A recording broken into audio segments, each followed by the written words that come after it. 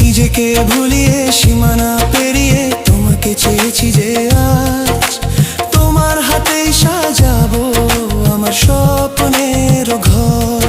আমি তোমার প্রেমে পড়ে দুনিয়া ভুলে গেছি।